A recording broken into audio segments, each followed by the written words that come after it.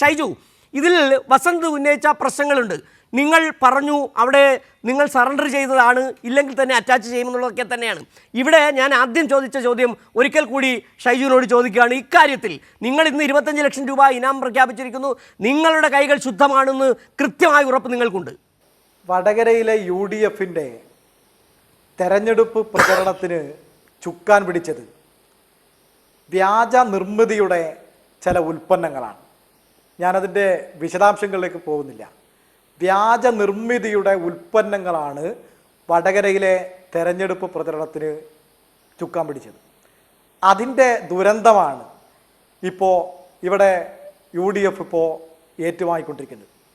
ഞങ്ങൾ ഈ അന്വേഷണവുമായി ബന്ധപ്പെട്ട് പോലീസ് മുന്നോട്ടേക്ക് പോയപ്പോൾ ഞങ്ങൾ പൂർണ്ണമായിട്ടും സഹകരിച്ചു. ഫോൺ ഏൽപ്പിച്ചു.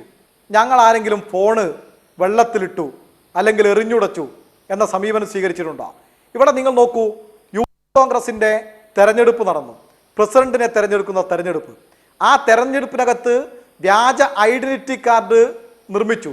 അതുമായി ബന്ധപ്പെട്ട് ഇപ്പോൾ CJM കോടതിയുടെ പരാമർശമുണ്ടായി കഴിഞ്ഞ ദിവസം. എന്താണ് പരാമർശം? ആ പരാമർശത്തിനകത്ത് പറയുന്നത് പോലീസിൻ്റെ അന്വേഷണവുമായി സഹകരിക്കുന്നില്ല എന്നുള്ളതാണ്.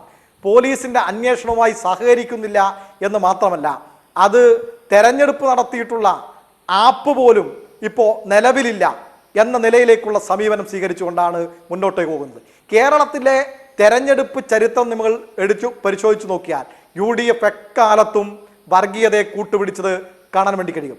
കേരളത്തിൻ്റെ തെരഞ്ഞെടുപ്പ് ചരിത്രത്തിനകത്ത് ജയിച്ച ഒരു MLA, അരീക്കോട് MLA അയോഗ്യനാക്കിയല്ലോ KM ഷാജിയെ. ആ KM ഷാജിയുടെ പിന്മുറക്കാർ തന്നെയാണ് ഈ വടകരയിലെ തെരഞ്ഞെടുപ്പിന് പ്രചരണത്തിന് തുടക്കം കുറിച്ചത്. അതിൻ്റെ ഭാഗമായിട്ടാണ് ഇന്ന് ഈ പ്രതിസന്ധിയിൽ UDF എത്തി നിൽക്കുന്നത്. ഇവിടെ നിർഭയമായി DYFIക്ക് പറയാൻ വേണ്ടി കഴിയും, ഏത് അന്വേഷണത്തെയും ഞങ്ങൾ സ്വാഗതം ചെയ്യും. വേണമെങ്കിൽ നിങ്ങൾക്ക് നുണപരിശോധനയ്ക്ക് വിധേയമാക്കൂ.